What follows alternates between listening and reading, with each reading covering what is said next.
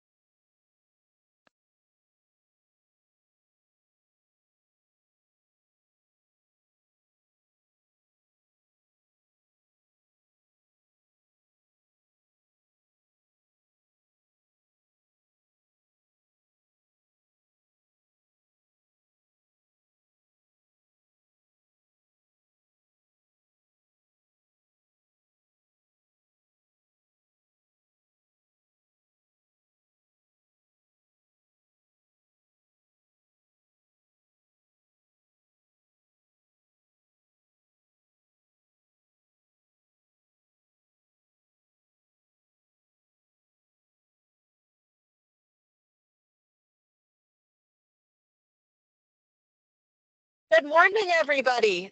This is Becky Bertram with Savvy Technical Solutions, and we're so excited to have you guys join us today for this Outlook training.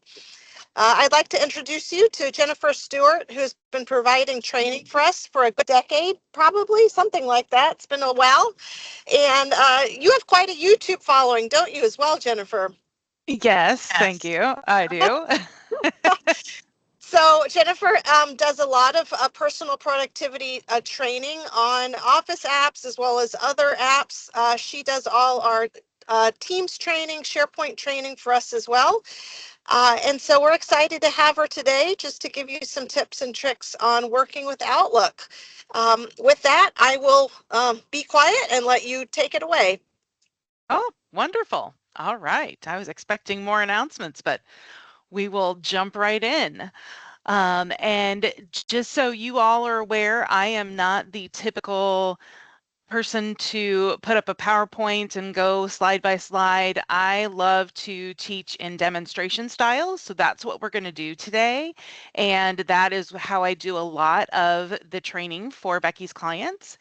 And so you can get kind of a preview. If your company's never had me come in before, this gives you a good preview of the type of thing that I do. And so what kind of our little agenda today is I'm going to be doing, you saw in our little teaser for this that we're going to do Outlook productivity tools and a guided tour of the new Outlook, but I'm kind of going to do that all at once.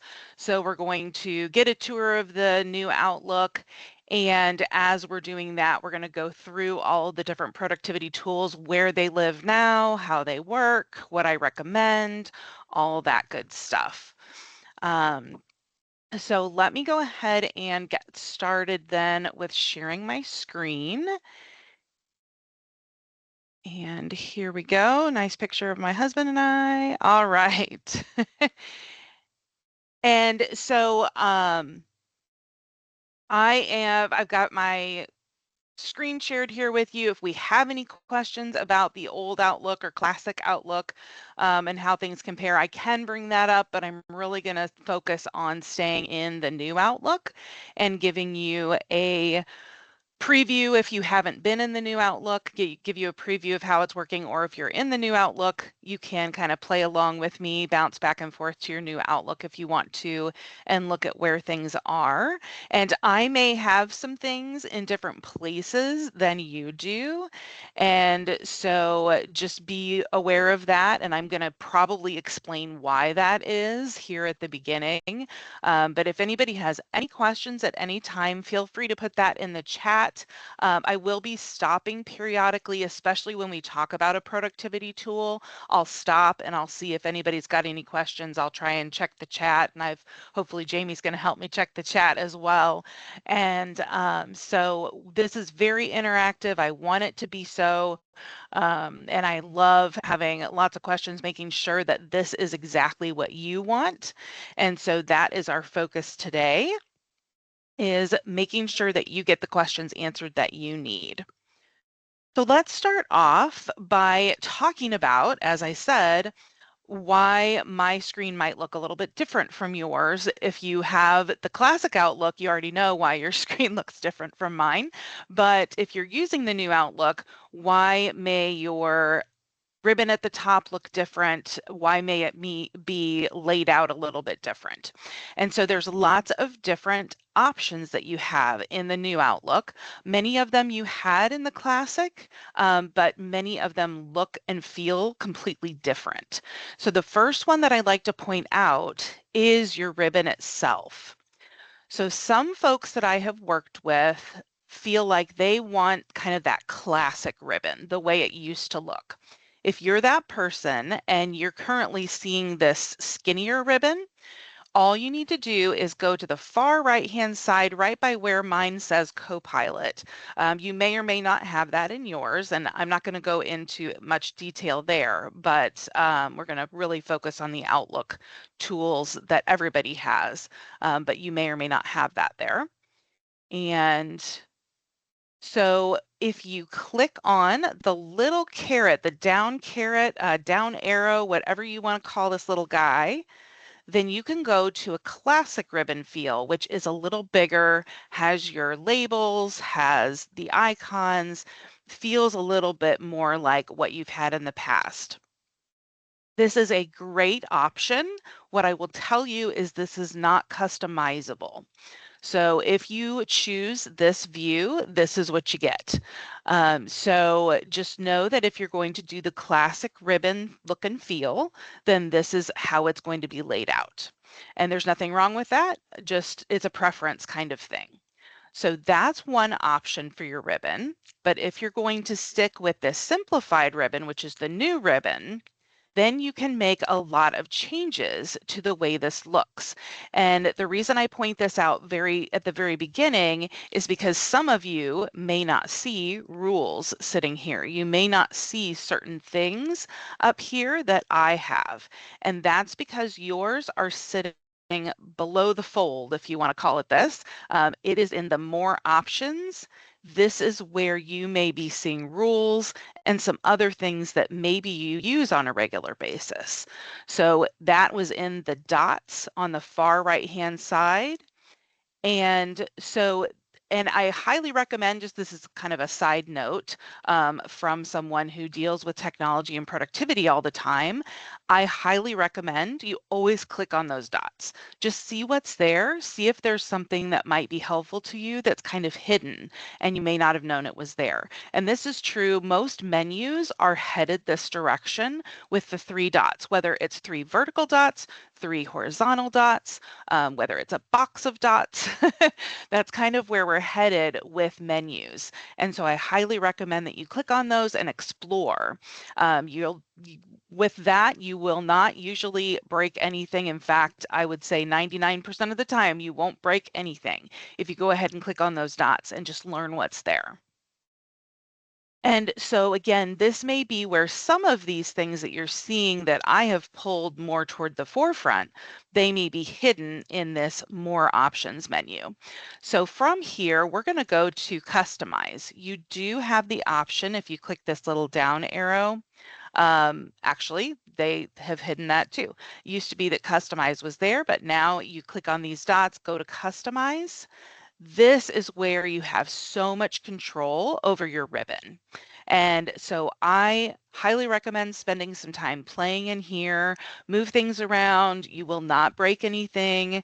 And you can click up here, see if you want to show the labels. If you know what the icons mean, then you can hide the labels. You can show the labels as the space permits.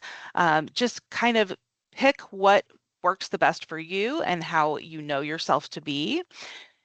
And you can move things around. So if I wanted sweep to be the first thing, I could drag it up to the front. If I use rules all the time, I could put that in front of everything. And don't worry about what things are at the moment. We will be going into each of these items and I'll explain what they are. But here you can see you've got the option to rearrange these. If you're constantly forwarding, you could put that at the front of this section. You've got your bar here that you can drag to all the different sections that we've got here. They actually call them groups. So if I'll use group and section interchangeably, but this is the group of things that have to do with moving and deleting, the group of things that have to do with responding. And so that is how this new ribbon is laid out. And that's very similar. It used to have groups in the classic Outlook as well. But here now you've got this click and drag around, find what you need. If you don't use categories, you could hit the X and turn them off.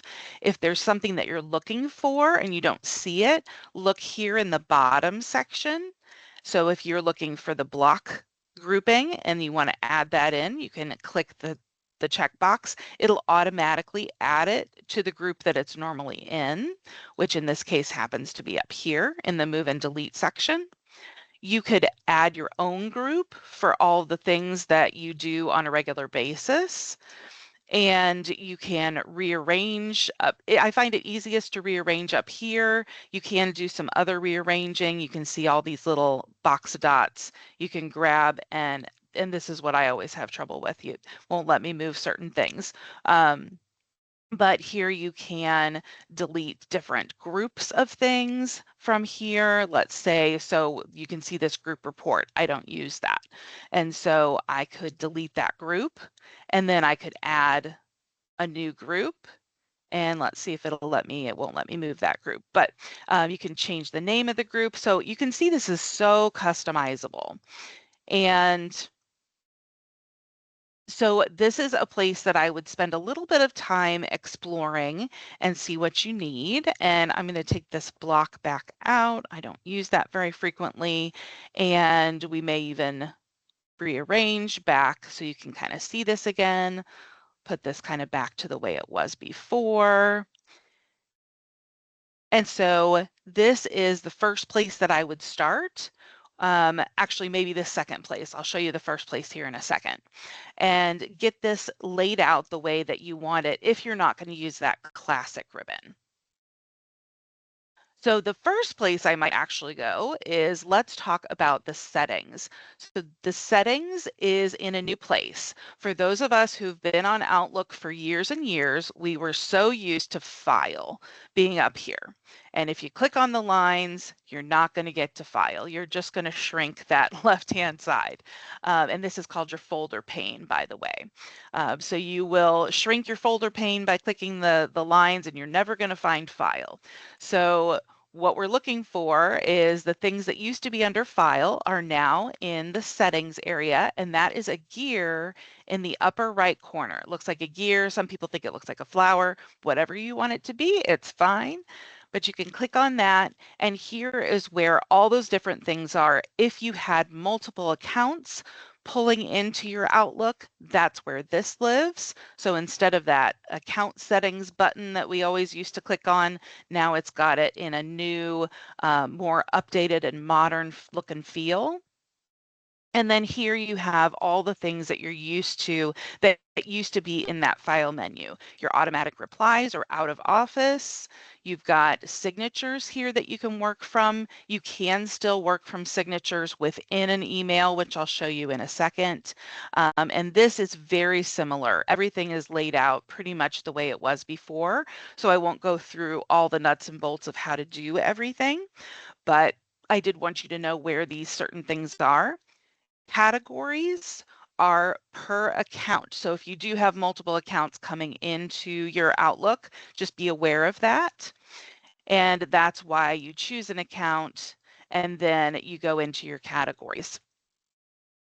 And so again, I would come in here into your settings, do some exploring. Obviously, some of you will just have your one work account. Some people will have additional accounts.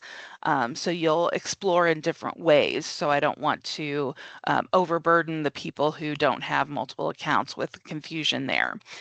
Some other places I would go, general is a great place for your appearance of your Outlook. So this is where you could go to your dark mode. You can change coloring, all kinds of different things. You can have a background. This is also if you need to work offline for a while, you could do that. Let's say you're going to be on a plane, you want to switch yourself to offline mode. You can absolutely do that. And then mail is a great place to go. This is something I'll point out right now, the focused inbox. This is where Outlook will automatically pull the things that it thinks is the most important into a focused inbox, and then you'll have an other inbox. And I'll turn that on in just a second so we can see what that looks like. But from here, you've got all kinds of different things. Again, I'm not going to go through every single thing. We would be here all day just looking at these things. But here is where our rules are. We'll be going over those in a little bit. And going into the calendar, this is an important place to see what day of the week you want to start on, the way that your calendar's laid out, your time zone, all that good stuff is living here in the calendar section. So this settings area is where a lot of things used to be hidden in certain places in the classic Outlook, and we were so proud of ourselves when we found them. Well, now they're all in the settings area, so they're not where you used to be able to find them. And another key thing in the settings that I do like to point out with the events and invitations for calendar. So I went to calendar, events and invitations. If you're someone who does a lot of meetings outside the office and you get really annoyed because every time it adds a Teams meeting to an event that you create, here is where you can actually turn off that default. So I went again, calendars, and then the calendar, and then events and invitations. And here you can uncheck add online meeting to all meetings. So that might help hopefully half of you that are here right now. So this is where you can turn that off. And then again, I would explore some of these other options to see what else you can do. This Bookings with Me refers to a whole other program called Bookings.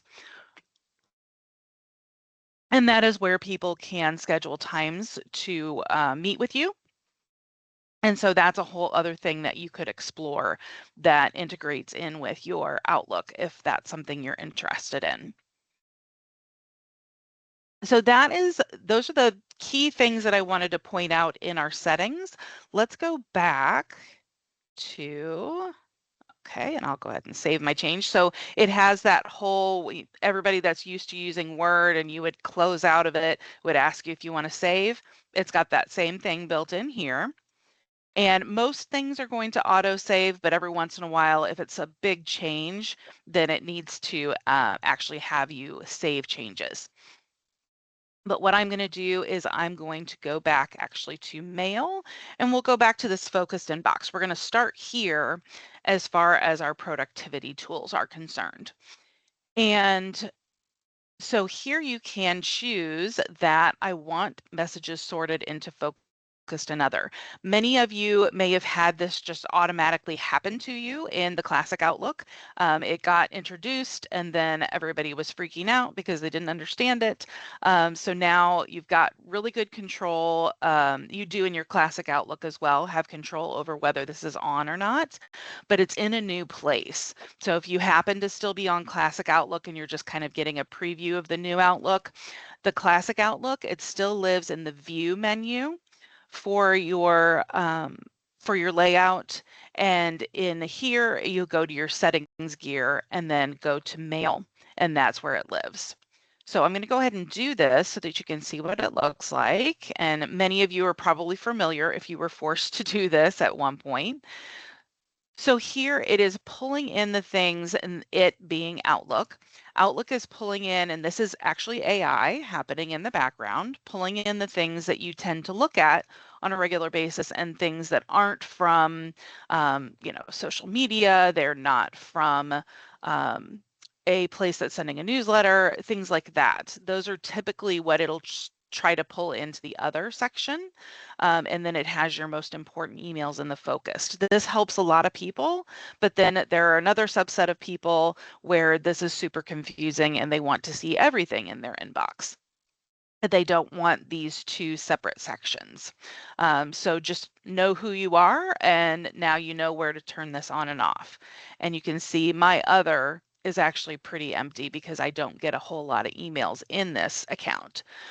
So it just depends on what you have coming in as far as what you'll have in the other section versus the other inbox versus the focused inbox. And so I'm going to turn that back off because obviously for me, it doesn't really matter. And that way you know where this is. Again, we went to the gear, we went to mail, and then it's in this layout section. And I'm going to turn that back off.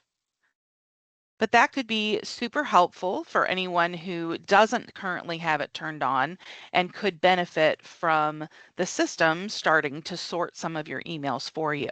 Can save you a lot of time.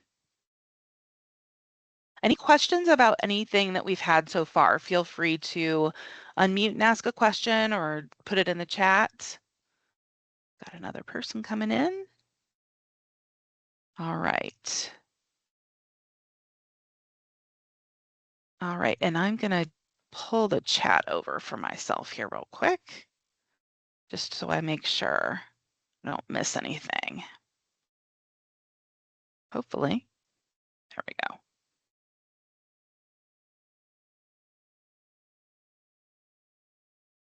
Okay. Let me open up the chat here. And just for those of you who don't know, you can pop that chat out and then I can grab it and put it on my other screen. That way I don't miss anything that any of you tell me.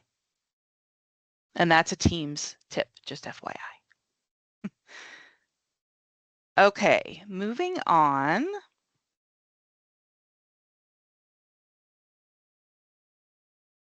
All right. Okay, so the next thing that I wanted to teach you is about conversations, because that is another piece that can be helpful to some and not so helpful to others. And it's something that was available in the classic Outlook and is still available here in the new Outlook. And so I want to show you where that lives. And it's in a similar location to where it was in the classic Outlook, but it's a little bit confusing. So I want to make sure that we cover this. So the conversations, for those who aren't familiar, is where it groups together the back and forth, the email threads, if you will, the back and forth of you emailing other people. And especially this can be helpful if this email was for, 5 people emailing back and forth, it'll group them all together so that you can find them all in one place. And what this looks like, let me find one in here. So here I've got one. It's not real clear because I don't have a lot of back and forth here since I work with myself, but it does show all of the pieces of the thread here. And this one happened to be a meeting. So you could see all the acceptances and all the declines, all those kinds of things from here. And then of course you can always go, I'm sure you're familiar with this, you can go into your calendar, go to the invite and see who's accepted, who's declined as well. But this is kind of a quick way that you could see that. For a conversation back and forth, it will pull in things from your sent items into the thread, and it'll show all of the different pieces of that thread right there in your inbox. And so where you control this is under View, which is where it used to be in the classic Outlook. But now, instead of seeing something that says Conversations, this even threw me when I was first exploring all this. you have to go to messages and then to conversations. And you have some options, which is nice. You have the option to group messages by conversation, by the branches within the conversation, or not at all. And so currently we just have it by the conversation. And then in your reading pane, you could choose to show only your selected message or show all messages in the conversation. So that is another nice feature that's new. That wasn't something that was available previously in the Classic. So again, I would play around with this and see what you like the best. I have clients who absolutely love seeing everything by conversation because it's grouped. And then I have other clients who are always worried that they're missing something. They want each email as it comes in. And just for those who aren't familiar with conversations, what happens when a new email comes in, it gets grouped with the others and it does still show as bold and blue in this case. And so you know that there's something that you haven't read there, but it's got everything grouped together that was a part of that thread in the conversation. So don't worry about the fact that it's not going to show up halfway down your inbox. When there's a new one, it will pop back up to the top. It'll show bold. It'll show as unread. And you'll go in and you'll read that new message and then you'll have that whole thread right together. So again, I would play around with that if you think that that could be something that might help you in the future.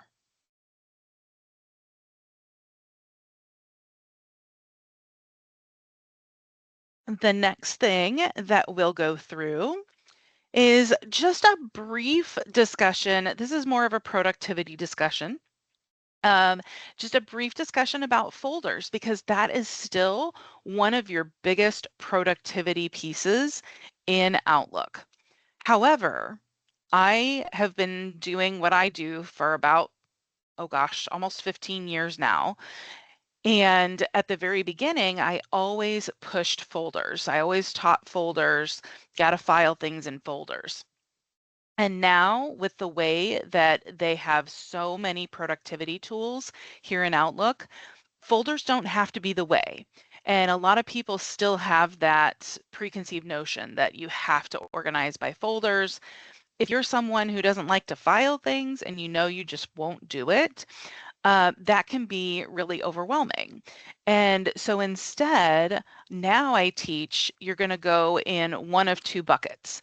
It's going to be my inbox really bothers me, meaning the number of emails in my inbox really overwhelms me. If that's true, you're probably someone who will use more folders and more of a folder structure.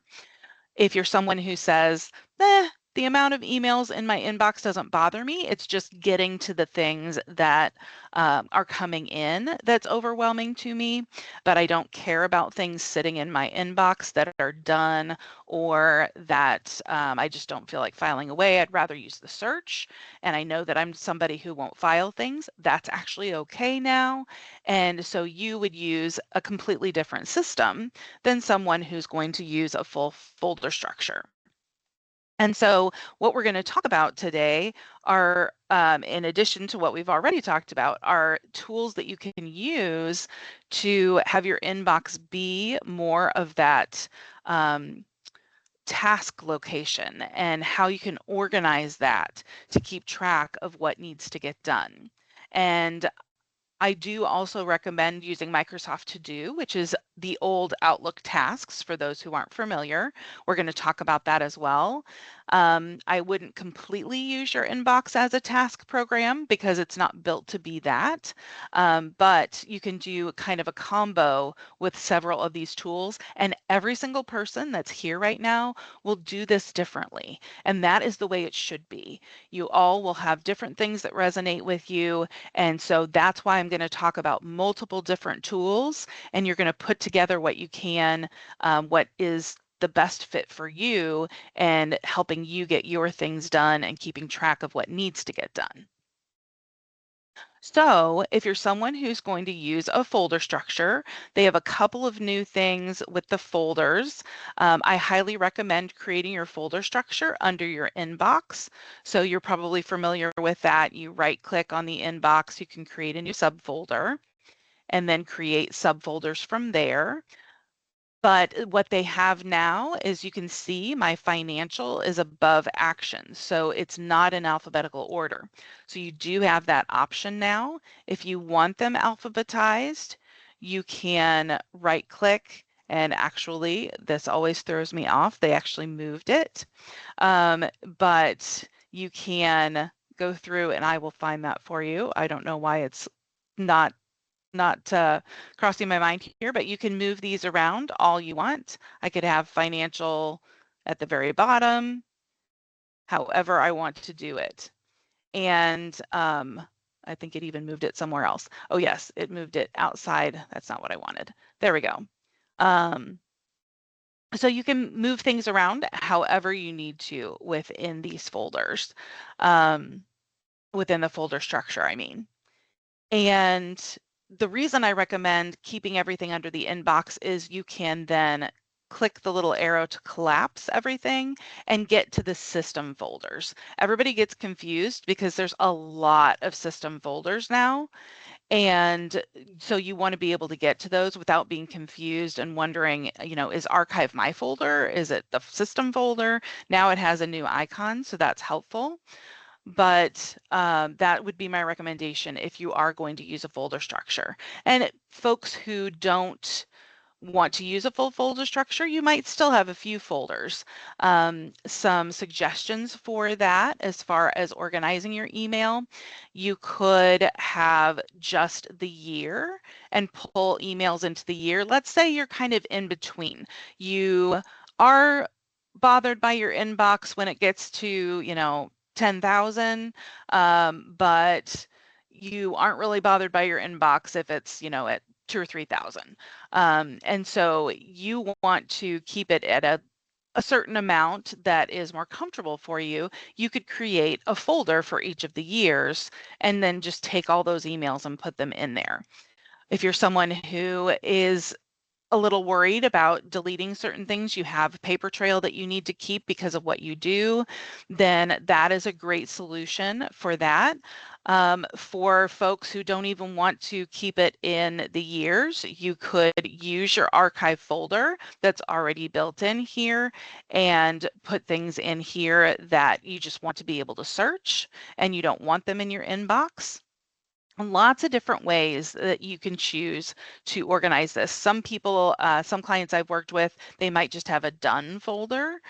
They use their archive for something a little different, and so they have a done folder. These are things that I've processed, and I might need to refer back to them in the future. So again, I throw out all these ideas, trying to hopefully hit something that will work for each of you. So let's say you are the person who doesn't want to use a folder structure. You might have a couple of folders, but for the most part, you just want to work within your inbox. So let's talk about some of the tools that you might use if you're doing that. And really, even if you are someone using a folder structure, you'll still probably use many of these productivity tools. So the first one, you don't really think of it as a productivity tool, but it's our search bar up here. And what I highly recommend that people don't think of is pay attention to this item on the left here where it says current mailbox. Current, let's see, inbox is just like it sounds like. It looks like they've changed this. This is actually new to me. I was just working with a client just before this, and we were having to switch it over to current folder. It looks like they've made it a lot easier here. Now we've got our inbox, we've got our different places that we can search. And so it's not as confusing. Current mailbox means it's going to search everywhere within the mailbox.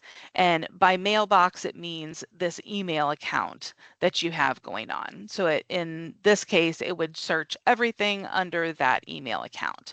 If you just have the one, then it's searching your one email account. But you can go in and just search the inbox. You can just search one of these other items if you know where it is. And So let's go back to mailbox. And so within your search, as you start to search for something, it really is helping you along the way. It's showing you the answers, the results of what you would be searching, and giving you suggestions of things you could be searching as well. So always watch what's coming up here when you do your searches. And here you can see we can search mail, we can search files, people, all of these things. So you've got a lot of control with this search, which is again another reason that folders aren't always necessary anymore. And then over here, you've got your filters to go even further. So this is where do I want to search?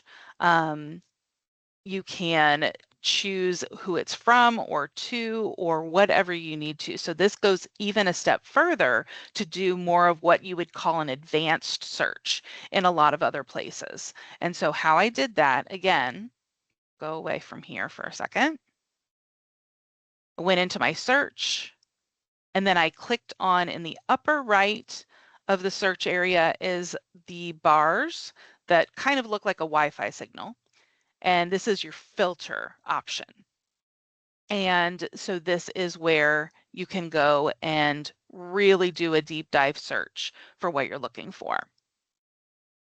So that is really one of the biggest productivity tools within Outlook is your search options. So let's go into some of the specific tools now.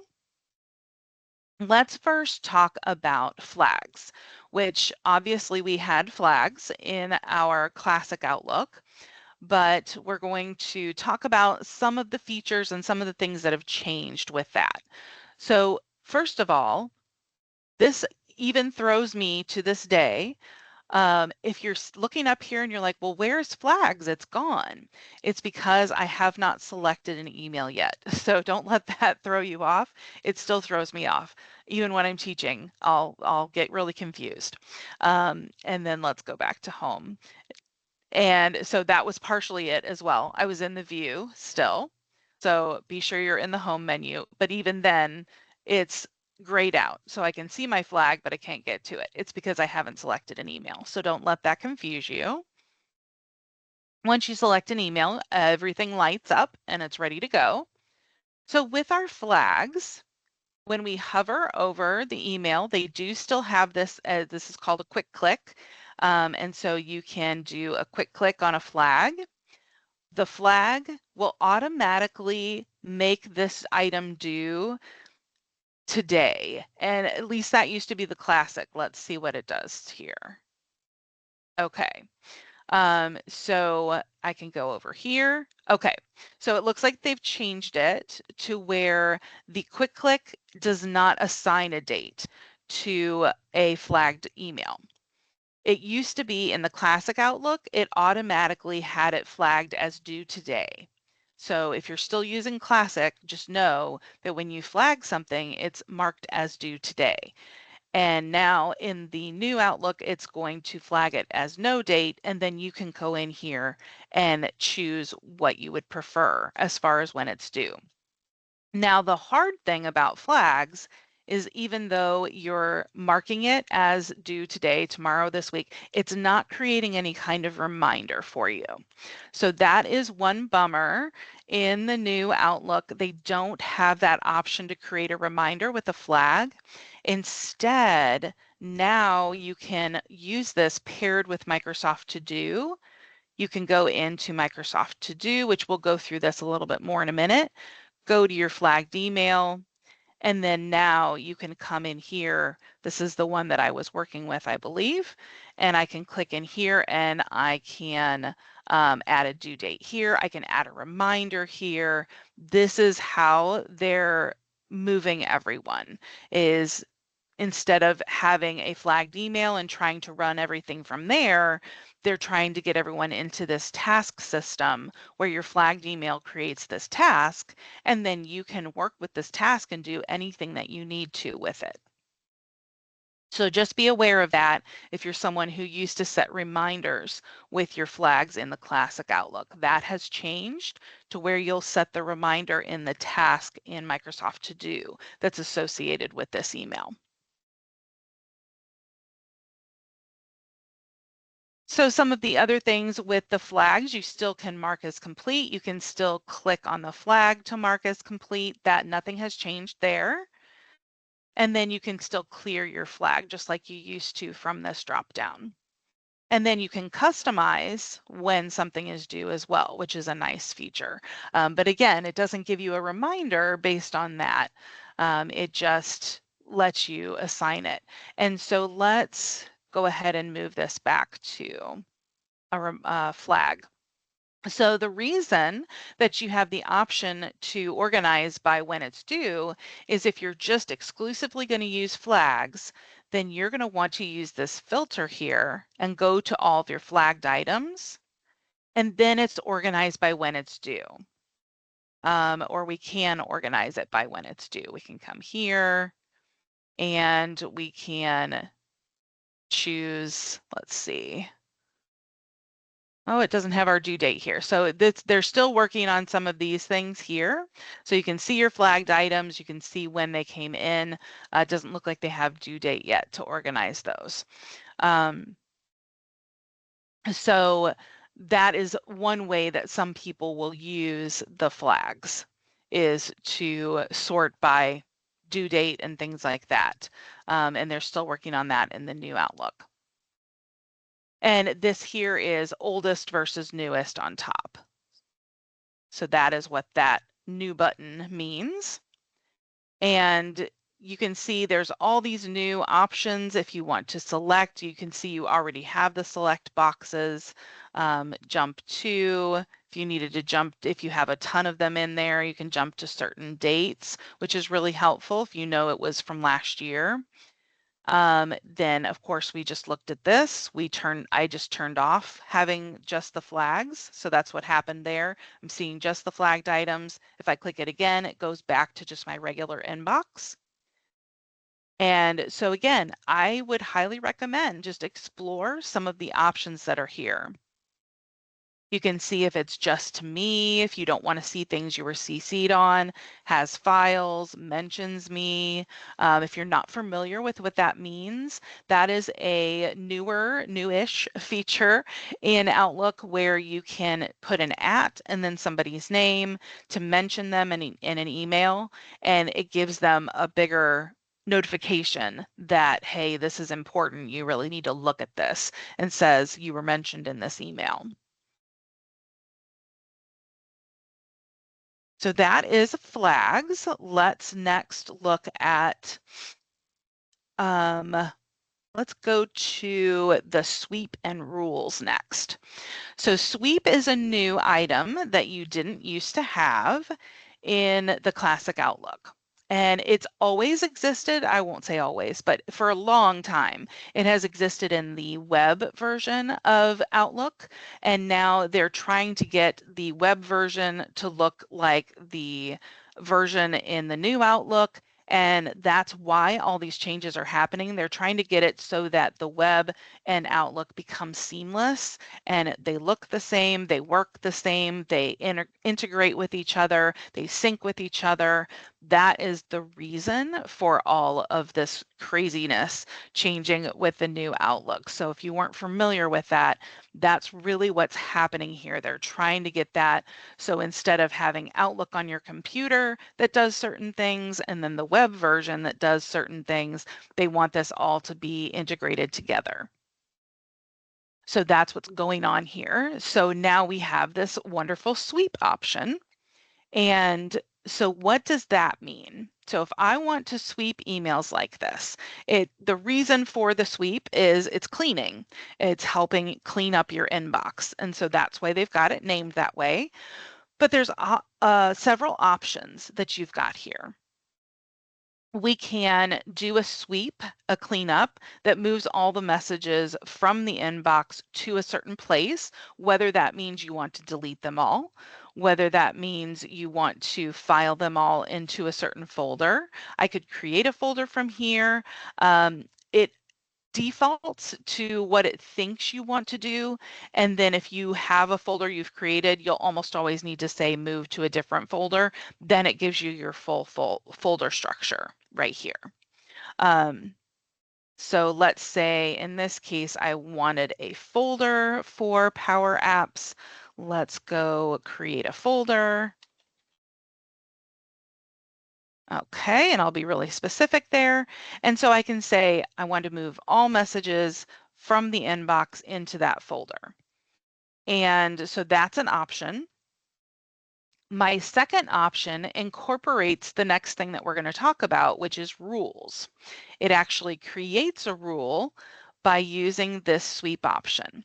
Not only does it clean up what's currently in your inbox, it also sets it up so that any future messages that come into your inbox from, in this case, Power Apps, will automatically go into that folder as well. So just be careful with this one, because I wouldn't ever recommend doing really important emails with this sweep option, because the important emails will start to go into a folder. If you forget to check the folder, you have now missed all these important emails. I had a client that I taught her this same type of thing.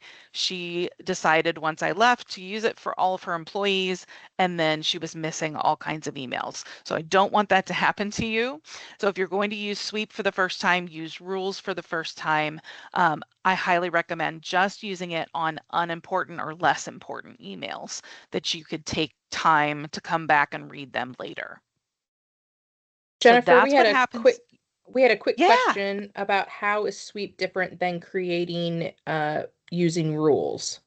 Yes, and that's kind of what we're going through right here. Is with sweep, this one here, the first one, is just a sweep, like you're sweeping the floor. It's not a permanent change. We're cleaning the inbox of this one thing, and that's all we're doing right now. It will not happen in the future. The second option is we're going to clean up right now, and we're going to create a rule. It doesn't say that it's creating a rule, but that's what any future messages means. So it does create a rule by using this second option. So thank you for that question. Great question. So with sweep, you can choose the first one, which is just sweeping, not creating a rule. The second one is I'm going to sweep and I'm going to create a rule with this moving any future messages into that same folder. Then we have some even further options that go even further than that other option. We're always going to keep the latest message and move the rest from the inbox into wherever we've chosen. So that one keeps the most recent message and then sweeps everything else into the folder and creates that rule. And the last one, always move messages older than 10 days from the inbox. So that is a special rule that it's creating. So sweep integrates with rules. You could just do a sweep with that first one, and the rest of these create specific types of rules that will do this sweep for you. So it's sweep, I would say, is in a way, it makes it a little cleaner and easier to understand what's happening with the rules that are being created in the background. And you don't even have to worry about what's being created in the background. You just need to read what this says and know what it's going to do. So in this case, I'm going to choose move all messages from the inbox and future messages, which is going to create that rule for me. So I'm going to say that, and then we're going to see it work. And then here it's saying, hey, it's reminding you all future messages from that sender are going to go into that folder that you said. So just be aware of that and know that they're not going to come into the inbox, because we didn't choose the one that said keep something in the inbox. So if I want to view my rules and change that, it gives me a chance right now. And we'll come back to this. We're not going to do it right now because I'm going to talk about rules here in a second. So we'll say okay, and you can see everything about Power Apps disappeared. And now I can go over, I may have to do, here we go. Here's my Power Apps emails, and you can see those emails went in there. And then any new ones that I get will also move into that folder. Now, in this case, it made my folder not a part of my inbox, so I'm going to choose to drag that back down and put it in here with the rest of my folders under my inbox. So you'll just want to watch that, where it puts your folder. All right, so that is the sweep. And then, so let's talk about the rules then, and why would I even use rules? Why wouldn't I just use sweep? Some people, absolutely sweep is all you're going to need.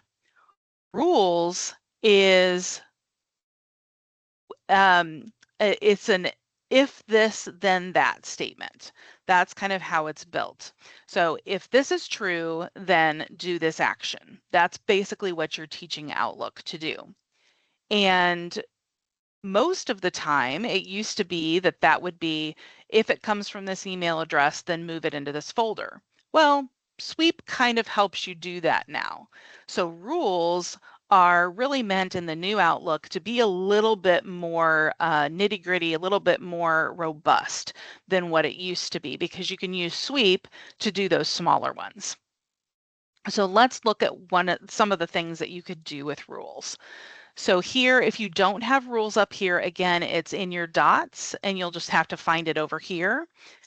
They have moved it because it is at the point where the more robust rules, less people are going to be using those. And so that's why they kind of moved it over there. But if you feel like you're going to be using rules a whole lot, then you can move it back over here with that customization we saw at the beginning. So we'll drop this down. You can create a rule right here. So this is very different from what you would be used to from the classic Outlook rules. Instead of having a shortcut for if it comes from this email address, then put it in the folder, it jumps you right into the shortcut. It assumes that that's what you want to do. Always move messages from this to a folder. And this lays out the same way as we were seeing in Sweep, where it gives you the system folders, it assumes what you want, and you can always say move to a different folder to get to your full file structure. So that's how the rule starts now. And if that's not what you want, if you've already used sweep, you don't need this piece, then you can go to more options. And now it's taken us straight into the settings, into mail and rules. And now we're starting to build a rule from scratch. Now it assumes that you still want the condition that if it's from whatever the email address or whoever the person or company is that it came from, if you want it to be from that person, but you can always change this. And one of the features that I really like with the new rules in the new Outlook is these check marks. So this helps guide you as to where you are and whether or not what you've chosen will work. And so this is just the name of the rule. So it automatically named it for me. I could keep that or I could change it. And then the condition. It's saying, yes, this is a good condition that we could use in the future. Sometimes you've heard this called criteria. It's the if this is true part of the way this is built out. So if this is true, and we're going to go ahead and leave this, but then now my action doesn't necessarily have to be move it to a folder. I can come here and I could say, I need a copy, I need you to delete, I need you to categorize this email, I need you to forward this email. So the forwarding is a big one that you want to keep in mind when you go on vacation and you set your out of office. If you need certain emails to forward to your backup, then you can absolutely do that here. If it comes from a certain email account, then forward it to so-and-so while I'm out of town. And so what you need to do is then when you get back in town, you're back from vacation, then you can turn off this rule. And so we'll look at that in a second of how to do that. So that is a huge way that you would use rules. And the categorizing is another way that a lot of my clients use rules, marking things as read. Let's say if you are CC'd on something, if I'm on the CC line, then I automatically want to mark it as read. That's an option. So there's lots of different combinations that you can do here. You can see this condition, you have even more options for the condition. So I would spend some time looking through this. If you're someone who gets a whole lot of emails and you need some help getting those sorted, this might be a way to help you do that. With Sweep, you can do a lot of the basic sorting into folders, but if you need to do some other things as far as categorizing and things like that, then you'll want to explore the rules here. And I would always let it keep this box that says stop processing more rules, because that way it doesn't try to implement 5 different rules on one email. So I would just let it default to that like it's going to. So that's rules and how it's quite a bit different. And you can see it's laid out a lot different than it was in the classic Outlook as well. So I'm going to discard this one. Yeah. I've got a quick question. Yeah. How can you remove an attachment from an email before you sweep or set up a rule to move it? I assume by removing attachment, we would be wanting to download the attachment, I hope. But I don't believe that you can do that as a part. I don't even think a rule can remove an attachment. Unfortunately, I think that's something you have to manually go and do. So I hope that answers that question.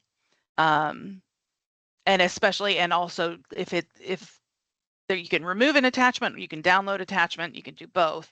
Downloading an attachment, same thing. Unfortunately, it's not something that the system, I don't believe, it would be complicated to have the system do it for you automatically. I know there's ways to do it on the back end with code, and Becky could speak to that more, but as far as the basic rules, I don't believe there's a way to do that.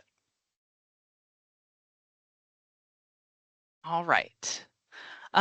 Moving forward with the rules, I just wanted to point out here, this is the rules that have been created. And so you can see them. You can even have control over what runs first. So you can see I can click and drag these. So if you know that most of them are going to fit a certain category of rule, then you could have that rule run first. And that just helps with the system and how fast it's going to run. I wouldn't worry too much about that. But if you are going pretty in depth with some of your rules, then reordering them might make sense. And then here is where you can turn them on and off. So let's go back to that example of the forwarding. So if when you're on vacation, you want to forward certain kinds of emails, then when you get back from vacation, make yourself a note and you would just turn off that specific rule. So you can leave it so you can use it in the future, but you can turn it off and it won't run right now. And then if you make a mistake with a rule, you can click the little dots again, always click the dots, and you can edit your rule, you can delete your rule, and again, you can move these up and down here as well as dragging with the left-hand icon. Any other questions about rules before I move on?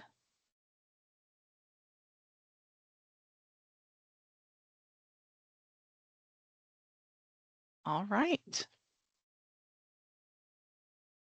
So the next thing that I wanted to talk about is, let's see, we're going to do, I think, snooze and pinning and a couple other things before we move into categories. So let's talk real quickly about the snooze. This is also a feature that I believe was on the web quite a while ago that was not available in the classic Outlook, but is now available here. And so this is a great tool if you just need an email to come up next week. You can't work on it right now, but you need it to come back up next week and you want to kind of hide it from the inbox for now. That would be the snooze. And so let's say this email that I've got right here, I want to snooze that until tomorrow. My snooze is the little clock right here. And again, you can move that further forward if you want. So you can do it later today, tomorrow, or you can choose a date and time that you specifically want to set. So let's go ahead and do that. So I could choose a custom time here, and I could say, yep, I want it to come tomorrow, but I don't want it to come until, I don't know, 4:30, because I can deal with it right before I leave tomorrow. So then I can save this. It disappears from the inbox. That's the idea here is we're kind of hiding it from the inbox. And so what happens then is this goes into a snoozed email folder, which is a system folder. So that is down here. It's near the bottom. And here's my snoozed item. So it did not go away. You can still get to it. And so from here, I can click on it, and then I could choose to change the snooze to something different. I can unsnooze it. And then if I unsnooze, then it comes back into my inbox where it was before, right here. So that's how the snoozing works. It is a wonderful tool. I use snoozing all the time because it lets you be in control of your inbox, and you can snooze the things that you know you don't have time for right now and have them come up when you do have time for them. Then pinning, you are probably aware of if you are in the new Outlook already. And that is right here. You can see the little pin. And this is, hey, this is so important that I need this to stick in front of my face all day today. And so let's say this is what I need to pin. I pin it. Now it's listed here. Now, what I will tell you is I have several clients that have pinned so many things that their inbox is below the scroll. And so you want to be really careful about that. I am constantly having to remind them, hey, you have so many things pinned that your inbox starts below the scroll. I would prefer that they didn't do that, but I haven't been able to talk them out of it yet. So just beware of that. If you're going to have 20 or 30 things pinned, number one, it's not going to be as effective with the pinning. Number two, it's going to confuse you when you get new emails coming in and you're looking for them. So just be aware of that, but that is how the pinning works. And obviously you want to try to remember to unpin it when you are done, and it'll go right back to where it was in the list. So that is the pinning that is available in the new Outlook as well. And then the other piece I wanted to show you before we go into categories, and I think we'll kind of end up with categories for the productivity tools, and then we'll go into Microsoft To Do. I know we don't have a ton of time left, but I will watch our time here. The delayed send is what I wanted to show you really quickly before we go into categories. Delayed send is a new thing with new Outlook, and when we do a new email, then we can see our ribbon changes as to what options we have. Here's our signatures, which is very similar to what we used to have with signatures. And then our delayed send lives in this dropdown that's right next to send. So I can schedule my send. I could even start a mail merge from here. That is a newer feature as well. And so highly recommend the schedule send if you're a night owl like I am and you want to schedule an email to go out at a normal time the next day. And so that's how I do a lot of my work. And so that is the schedule send. So that is that one. All right. And then let's real quickly talk about categories. Nothing really has changed with categories except kind of where they live, how you find it, that kind of thing. And so with the categories, for those who aren't familiar with categories, a category is really if you are using folders, you wouldn't want to also use categories, or you would use them differently because a category is kind of like assigning a folder, but without having to file as a folder. So for instance, you can see project 1. I have one that's test. So it puts this little label on it, which is your category, and then you can sort by your categories. So it's a way of organizing without having to file into folders. So this often piques interest for those who know that they're not filers, but they might want to use categories instead. So those live in the little tag picture. They call it categories, but it's also called in other places tags, labels, those types of things. And so you can rename these. You can manage your categories. That's usually the easiest way to go. Go manage them. You can rename them, and then you can add new ones. And some people will use this the way that you would use folders, as I already explained, project 1, project 2, it's from Sally, it's from Sue, those types of things. Some people will use it for priority settings, as far as, I want my red category to be, this is really important, this is high urgency. You do have that same kind of priority setting in Microsoft To Do, which we'll look at here in just a minute. But some people prefer to see that as labels or categories on their actual emails. So just be aware that, again, if you have multiple emails coming in, the categories are tied to the email account. And so here's where you can run those. And then when you want to assign a category, you come here and then you choose your category from the list to do that. There used to be an option that you could have the category here as a quick click on the email, and they don't have that now. So you'll go up here and choose your category, and you can create new categories from here as well. And just know that you're not making changes to categories by clicking these. You have to go to the manage categories to make changes. That's thrown a lot of my clients off, where they'll choose test thinking that they're going to change that category, and instead they assign that category to the email that's highlighted. So that's the idea of categories. And for the last little bit, I wanted to take some time to introduce Microsoft To Do to those who don't know anything about it. Jennifer, Microsoft To Do, yeah, we've definitely. got 5 minutes left. Okay. Real quick before you jump into To Do, can you just show the steps to change the color of new messages? I put the steps in the chat, but just if you could show the action real quick, just for Okay. asking that. Okay. Let me do this. Honestly, I haven't done this myself. So let's see here. Okay.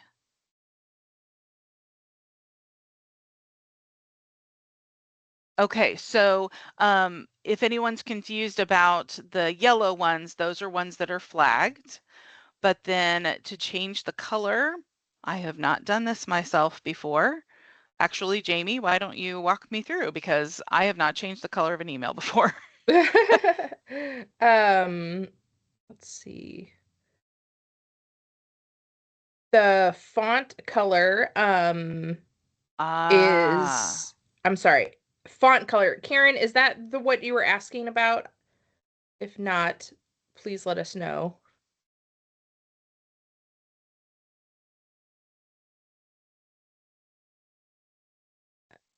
But it would be file options. Yeah, my font colors for any time I get a new message, my font color is red, and it drives me nuts. Yep. So that's under the file options mail category. Okay. So in the new Outlook, that would be settings and mail. And then let's see, compose and reply is where it should be. Here we go. Here we go. It should be right in here. And here's your font color. So that the instructions in the chat are going to be in the classic Outlook, and then here is in the new Outlook. Yeah, mine is set to black, but keeps coming out in red.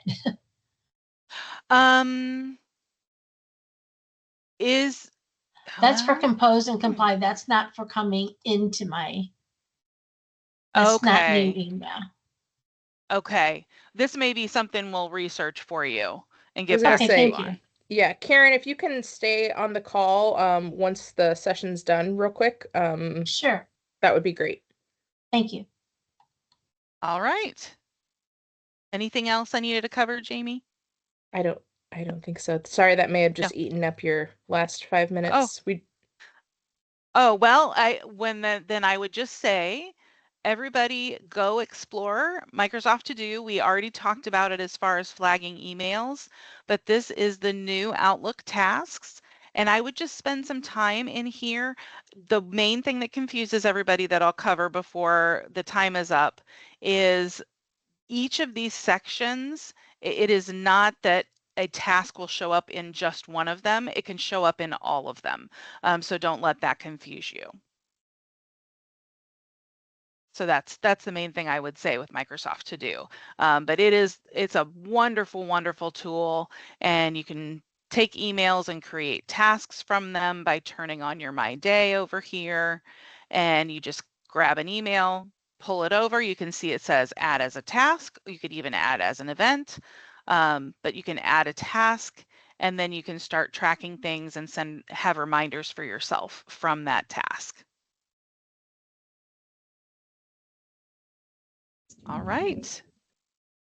Well, thank you very much, Jennifer. We really appreciate your time, and thank you for all of you who jumped on. We appreciate your participation as well. It's always great to have that active participation. We know not everybody was able to stay on the whole time, but we will try and after this meeting, I believe that Jennifer has created a handout for us that we'll be passing out to you guys. Feel free to pass it along. There'll be a survey as well, just a quick what did you get from it, and also what topics do you want to hear about next. So I think we did a previous roundtable event on Planner, but again, if we want to have one of these virtual lunch and learns where we really go over tasks and Planner again, we can do that as well. And then also we have started now a LinkedIn newsletter for those of you who are on LinkedIn, and we promise it's not just AI slop. We actually write articles. So anyhow, you guys will send out that link, and you guys can feel free to subscribe to it. And it has a lot of written documentation and talk about some of the relevant links to announcements that have been made by Microsoft. So anyhow, any last questions for Jennifer before we wrap this up? Nope. All right. Well, thank you again, Jennifer. We really appreciate your time. Thank you for being available. And just as a refresher to everybody on the call, we can not only, Jennifer is available for your team if you want more in-depth for even PowerPoint, Excel, Word, and whatnot. And in terms of training as well, if you want to be able to go in depth and even things like Copilot and whatnot, Teresa is available on our team. And Teresa recently got her Microsoft Certified Trainer certification, as am I an MCT. So if you guys have any desire for any official Microsoft curriculum, even if it's whether it's using Copilot, building agents, anything like that, we try and cover the spectrum between basic user productivity, which Jennifer, you can tell, is a pro at, all the way up to developer-oriented topics. So if we can help any of your companies, we're happy to do that for you guys. I think that's it for us. Thank you guys for your time. I appreciate it. And stay tuned. We'll be having our next in-person roundtable event in January. So we'll be communicating about that as well. All right. Thank you, guys.